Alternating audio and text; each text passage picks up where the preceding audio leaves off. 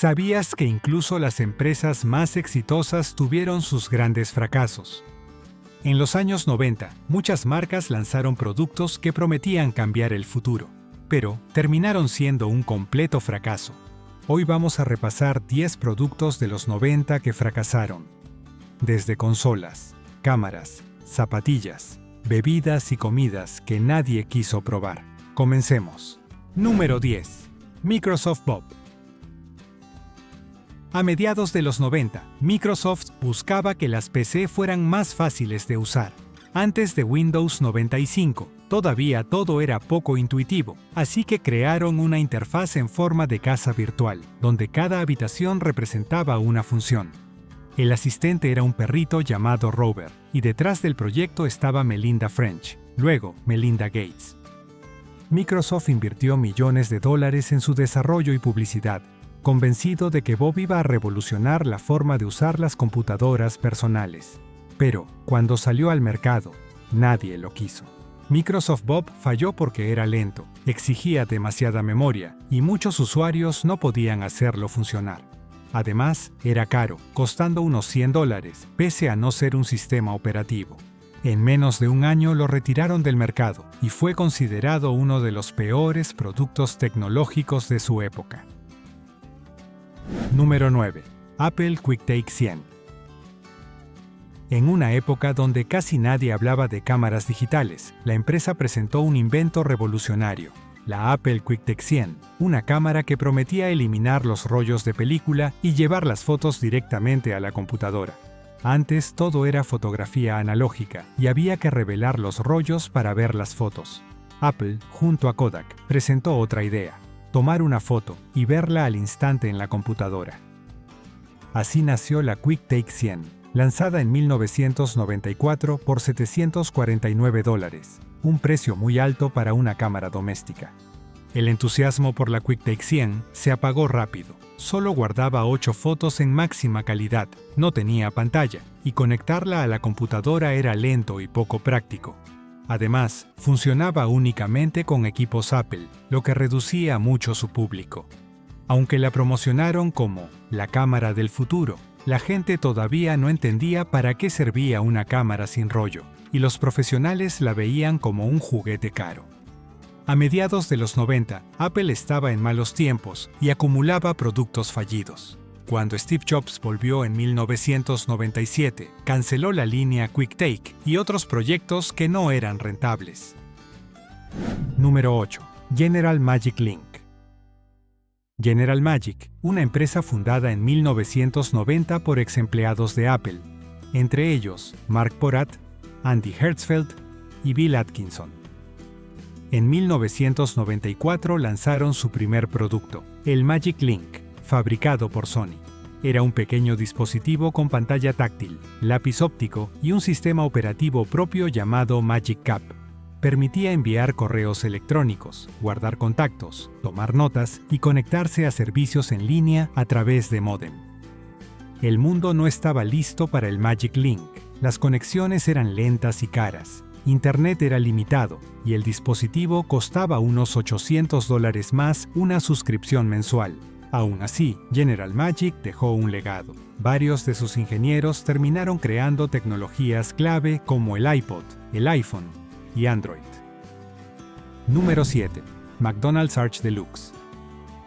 El proyecto arrancó en 1996 y fue una de las campañas más caras en la historia de la compañía. Más de $150 millones entre desarrollo y publicidad. McDonald's presentó la hamburguesa como la comida de los adultos que aman la buena cocina. Pero el problema fue el enfoque. La publicidad mostraba a niños frunciendo la cara ante el sabor del Arch Deluxe, mientras los adultos lo disfrutaban. El mensaje parecía decir: esto no es para vos, chico. Y eso rompía con todo lo que McDonald's representaba, un lugar familiar, alegre, para todas las edades. En menos de 2 años, las ventas cayeron y el Arch Deluxe desapareció de los menús. Se calcula que McDonald's perdió más de $300 millones en el intento. Con el tiempo, la empresa volvió a lo básico: hamburguesas simples, menús familiares y campañas alegres. Número 6. Atari Jaguar. Atari Jaguar, lanzada en 1993, promocionada como la primera consola de 64 bits del mundo. En teoría, la Jaguar era mucho más potente que la Super Nintendo o la Sega Genesis. Atari aseguraba que su nueva máquina ofrecía gráficos 3D superiores y experiencias que ninguna otra consola podía igualar. La consola prometía un futuro increíble, pero al final no logró enamorar. Los juegos no se sentían tan distintos y muchos no le encontraban la vuelta. Su control, grande y raro, confundía más de lo que invitaba a jugar. Otro problema fue el catálogo. Mientras Sega tenía Sonic y Nintendo tenía Mario, Atari no logró crear un personaje fuerte ni títulos exclusivos que atrajeran al público. Se estima que Atari vendió menos de 250.000 unidades y en 1996 abandonó el mercado de consolas. Fue el final definitivo de Atari como fabricante de hardware. ¿Y vos, llegaste a jugar con una Atari Jaguar? Cuéntame en los comentarios. Número 5. Reebok The Pump. A fines de los 80, Reebok quiso revolucionar las zapatillas con un modelo que se ajustara al pie de cada persona. Así nacieron las Reebok The Pump en 1989, famosas en los primeros años de los 90. Su gran novedad era una válvula en la lengüeta que, al presionarla, inflaba una cámara interna para ajustar completamente el calzado. Al principio las Reebok Pump fueron un boom. Salían en la NBA, en publicidades y en programas juveniles. Pero su alto precio, más de $170, las volvió difíciles de vender, y pronto muchos usuarios notaron que el sistema de aire se pinchaba o perdía presión, apagando el entusiasmo. El marketing exageró los beneficios. Decían que mejoraba el rendimiento, pero en la práctica no hacía mucha diferencia. Además, las zapatillas eran pesadas y complicadas de reparar. Reebok invirtió millones en publicidad y acuerdos con deportistas, pero las ventas cayeron rápido. Las Pump no desaparecieron del todo. De hecho, volvieron varias veces como modelo retro, pero su primera etapa fue un fracaso comercial. ¿Te acordás de las Reebok Pump? Número 4. Crystal Pepsi. En 1992, Pepsi quiso innovar lanzando una versión transparente de su gaseosa clásica, presentada como un símbolo de pureza y modernidad. La apoyaron con una campaña enorme, incluso un anuncio en el Super Bowl, con la canción Right Now de Van Halen.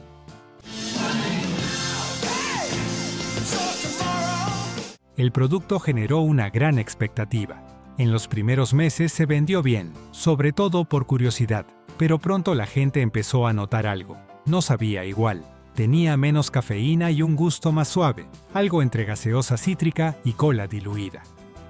Para 1994, Crystal Pepsi fue retirada del mercado. Pepsi había invertido decenas de millones de dólares en desarrollo, producción y publicidad, pero la gente simplemente no quería una Pepsi transparente. Años después, Crystal Pepsi volvió en ediciones limitadas, solo como guiño nostálgico para los que la recordaban. Número 3. Apple iMate 300. Era una computadora portátil para estudiantes, parte de la línea Newton, una familia de dispositivos con pantalla táctil y lápiz óptico que Apple había creado unos años antes. Su objetivo era claro: llevar la informática a las escuelas. Pesaba poco, tenía buena batería y costaba menos que una laptop tradicional. Funcionaba con el sistema Newton OS, que permitía escribir con el lápiz, tomar notas, dibujar o hacer cálculos. Pero el problema fue el mismo que afectó a toda la línea Newton. El reconocimiento de escritura era impreciso y el sistema era lento. Además, el iMate no era compatible con los programas más comunes de las Mac. Cuando Steve Jobs regresó a Apple, recortó todo lo que no era rentable, y en 1998 canceló el iMate 300 junto con el proyecto Newton. Aún así, su diseño terminó influyendo en la iBook G3, la colorida laptop que marcó el regreso de Apple a la innovación. Si te emociona volver a esas épocas, suscríbete al canal, se vienen muchos más videos llenos de recuerdos y nostalgia. Número 2. Sega Saturn. La consola llegó entre 1994 y 1995 con mucha expectativa. Tenía buenos gráficos, sonido increíble y una marca que todavía tenía muchos fanáticos. Pero desde el inicio todo se complicó. Hacer juegos para ella era un lío, así que muchos estudios prefirieron trabajar en otras consolas más sencillas. El golpe decisivo llegó cuando Sony anunció la PlayStation a un precio mucho más bajo. Solo dijeron $299 y el público entendió quién iba a ganar. Desde ese momento, la Saturn quedó sentenciada. Sega se apuró y lanzó la Saturn antes de tiempo, sin avisar a tiendas ni desarrolladores. Muchos distribuidores se enojaron y no la vendieron. El catálogo de juegos era flojo y la publicidad no ayudó. En Japón funcionó un poco mejor, pero en América y Europa fue un fracaso total. Número 1. Sony Minidisc. Cuando en 1992 Sony presentó el Minidisc, muchos creyeron que era el futuro. Era pequeño, moderno y prometía algo que ningún otro formato ofrecía: grabar tu propia música con calidad digital. La idea era reemplazar tanto al casete como al CD. El minidisc venía dentro de una cajita plástica que lo protegía del polvo y los rayones. Se podía borrar y volver a grabar todas las veces que uno quisiera, pero no logró despegar. La llegada del MP3 y los reproductores digitales fue el golpe final. De pronto, la gente podía guardar miles de canciones en un solo dispositivo, sin discos ni grabaciones físicas. Sony intentó mantener vivo el minidisc hasta entrados los 2000, incluso mejorando su capacidad, pero en 2013 lo dio por terminado, oficialmente. Si te ha gustado, suscríbete al canal y contame en los comentarios cuál te acordabas. Nos vemos en el próximo video para seguir recordando aquellos viejos tiempos.